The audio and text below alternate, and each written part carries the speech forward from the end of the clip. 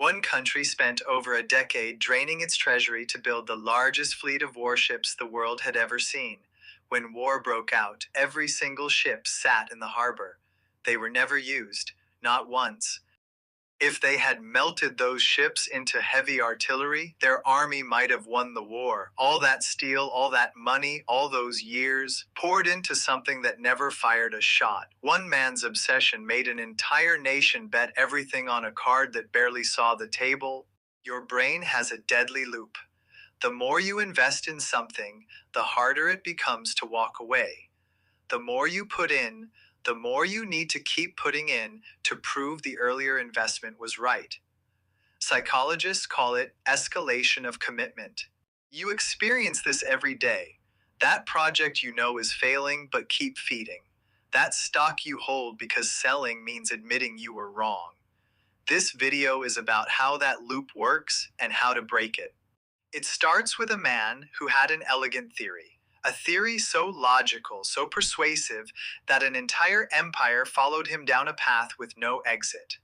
His name was Alfred von Tirpitz, Germany's Secretary of the Navy, and his theory sounded perfect.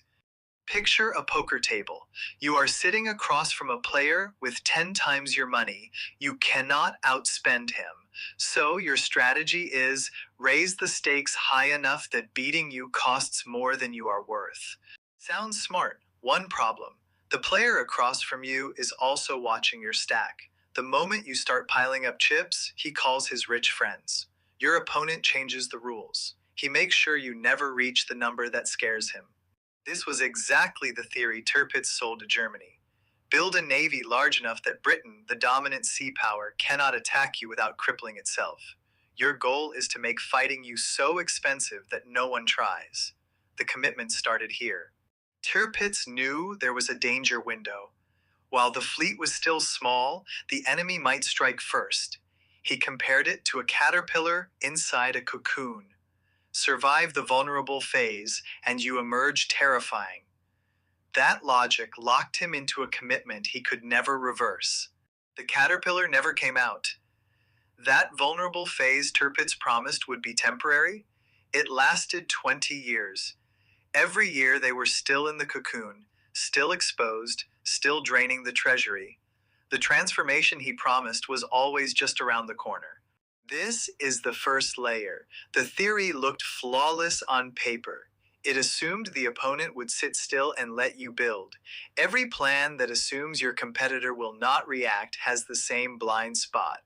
Next time you build a plan, ask, what will the other side do when they see this? You are playing chess against someone who can see your board. And in 1906, that player made a move that wiped the board clean.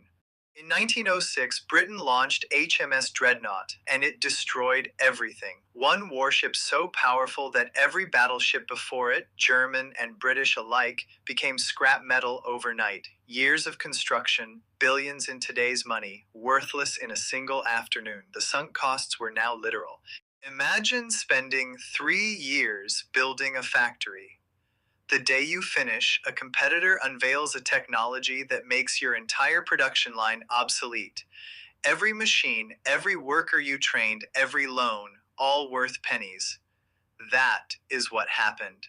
Any rational person would stop and reassess. Tirpitz did the opposite. He demanded more money, more ships, bigger ships. Germany's naval spending shot past Britain's by 40%. Classic escalation. The deeper the hole, the faster he dug. When critics published books questioning his plan, he banned them.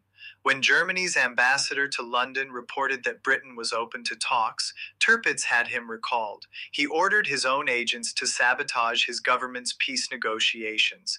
Anyone who threatened the plan had to go.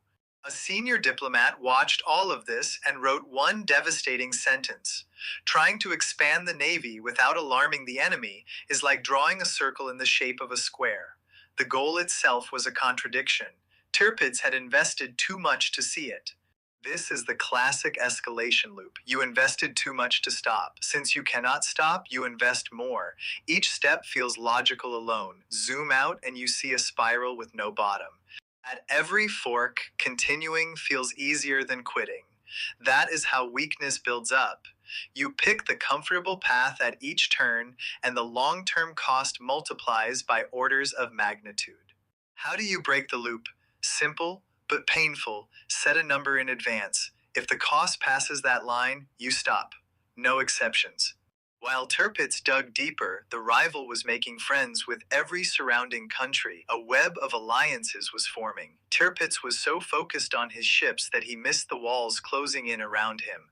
Here is the full loop. Germany builds warships. Britain gets nervous. Britain signs the Entente Cordiale with France.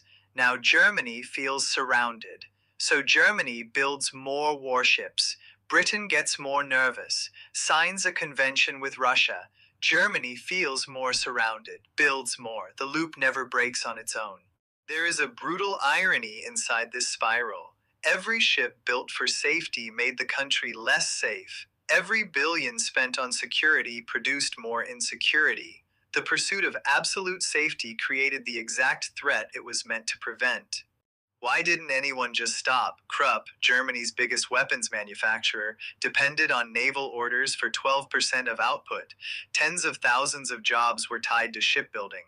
Stopping meant shutting down factories and firing entire towns. You have seen this at a smaller scale. A project is losing money. Everyone knows. Killing it means laying off the team that depends on it. The manager who started it loses face. The department loses budget, so the project lives on, bleeding money, going nowhere. The country's finances cracked under the weight, debt piled up, social programs were cut to feed the shipyards, taxes rose, the public grew angry, the ships kept coming. Escalation had its own momentum now, beyond any single person's control. This is the deepest layer of escalation. Every decision looked reasonable when it was made, each one slightly more committed than the last. Each one closed a door, close enough doors, and you are in a room with no exits. Tirpitz lost something far more costly than money or ships. He lost options, and options once gone cost more to recover than everything you sank to lose them. Every quarter, list the doors you are closing by staying the course. When that list gets longer than the reasons to continue, it is time to walk. By 1914, Germany was boxed in on every side. Britain, France, Russia, the alliances Tirpitz had provoked surrounded it completely. The fleet he had bet everything on was too valuable to risk in actual combat. The weapon built to prevent war had made one far more likely, and it was about to start. When war came, those magnificent warships sat in the harbor while the army bled for every mile on land. They served no purpose. If that steel had been cast into heavy guns, the war's outcome might have been different. Think about your own life for a moment. Is there something you have been pouring time, money, or energy into? You keep going because quitting means facing how much you have already lost. That is the only reason left. Ask yourself this regularly. If I started from zero today, knowing what I know now, would I still make this choice? If the answer is no, everything you put in before is a sunk cost. That is the price of a lesson. Walk away with it, because every few years the world shifts, and the smartest move is to jump to a new curve before the old one flatlines. Stopping means you take back control from a loop that was running on autopilot. Do not let a 3-year-old decision hold your future hostage because you cannot face the loss. Tirpitz spent 20 years building something magnificent that never served its purpose. An entire empire paid the price for one man's inability to say, "I was wrong." The most expensive thing you will ever own is the thing you refuse to let go of.